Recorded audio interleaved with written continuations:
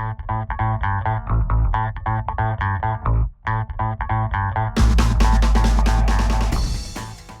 and welcome to Economics and a Joke. In this particular video, we're going to be looking at perfect competition in some detail, and if you manage to stick it out through to the end, you also get rewarded with an extremely funny joke, so you get twice as much utility for your money. Perfect competition is the most competitive market structure that there is. It actually goes back to when you were looking at supply and demand back in term 1. Adam Smith, the invisible hand, price mechanism, that's really all the reference to perfect competition. It's a market that is, as I said, extremely competitive. There are many buyers and many sellers, and a homogeneous product amongst other conditions exists. It's often good to show perfect competition alongside the industry and the firm together. So here I've got a diagram that shows the industry on the left-hand side, simple supply and demand diagram, showing an equilibrium market price. The firms operating within perfect competition are so small and insignificant they have no influence on the market price. We call them price takers. They have to accept the market price of PE. Their demand curve is going to be this green demand curve here. It's perfectly elastic and it's equal to their average revenue and their marginal revenue. We throw on some cost curves. It happens to be the long run equilibrium that I've drawn here. Firms are going to be looking for the point at which marginal cost equals marginal revenue, which is here. That's their profit maximising level of output, and they'll produce a quantity QE. Firms can actually make a profit or a loss in the short run. We'll talk about that in a bit more detail later on. But here's a diagram that shows a firm making economic profit, or abnormal profit, or monopoly profit, or supernormal profit. It's got many names, all means the same thing. And once again, the firm is producing when marginal cost equals marginal revenue, which is this point here.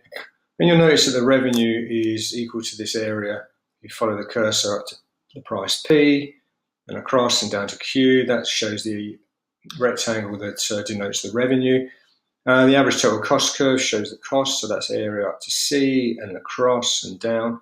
So the revenue is greater than the cost and economic profit is earned.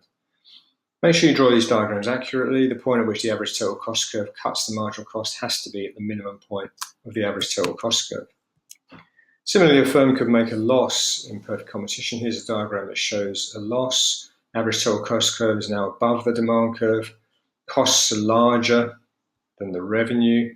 And the grey area that's denoted loss shows the money that this particular firm is losing at their, in this case, loss minimizing point of marginal cost equals marginal revenue.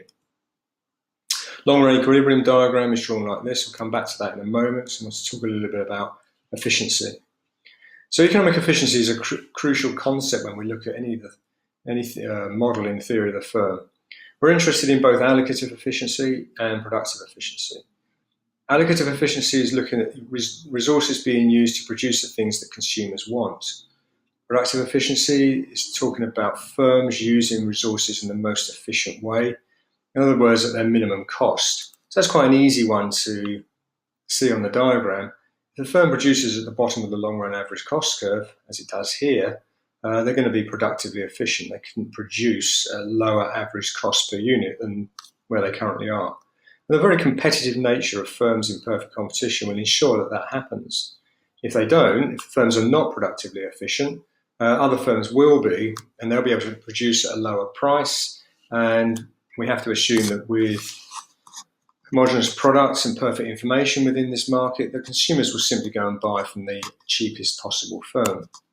Allocative efficiency is a little bit more complicated in that we have that equation there, price equals marginal cost.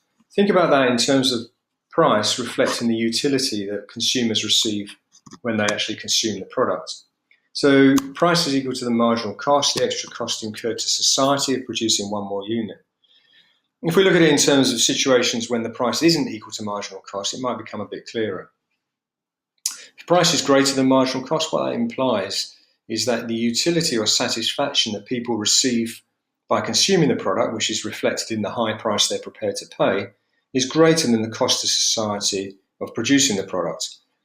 That would imply that this is a good product to produce. It's something that we want and resources should be moved into it. We look at a situation where price is less than marginal cost, the opposite is true. Here, the utility or satisfaction that consumers receive from consuming the product is lower than the cost to society of producing it. Is that a good product to produce? The answer's got to be no. We should move resources out of this particular production and put them somewhere else where they're going to be more valuable. In short run, the firms can make, as I said, abnormal profit or even a loss, but this won't be sustained into the long run. Here's that diagram again that shows the firm making abnormal profit, shown by the yellow area here. A very competitive nature of perfect competition will mean that this situation doesn't continue for very long. Firms will see that abnormal profit is being made because there's perfect information. They'll be tempted to come into this industry. If we go back to the diagram that shows the market and the individual firm together, what this suggests will happen in the market here is that the supply curve will shift from S to S1, will increase. That will drive down the market price from P1 to P2. Look at it from the individual firm's point of view. Here we were originally at point A, a price P1 on the original demand curve, making the abnormal profit. As the competitive nature of the market brings new firms into it, the price gets driven down. Those abnormal profits will start to be squeezed, they get smaller and smaller. We eventually end up at B when no further abnormal profits are being made, and the firm is just making normal profit and we're back into a long run scenario there. Similar thing will happen if the firm is making a loss in the short run. It's just simply the opposite. Firms will start to leave the industry and that will push the market price up, and firms that manage to remain within that industry will eventually start to earn their normal profit as well. Something else that's quite important in the short run in perfect competition is this concept of shutdown. So a firm has got a choice. If it is making a loss in the short run, they can either decide to close down completely, not produce anything at all, or carry on production for a short run period of time.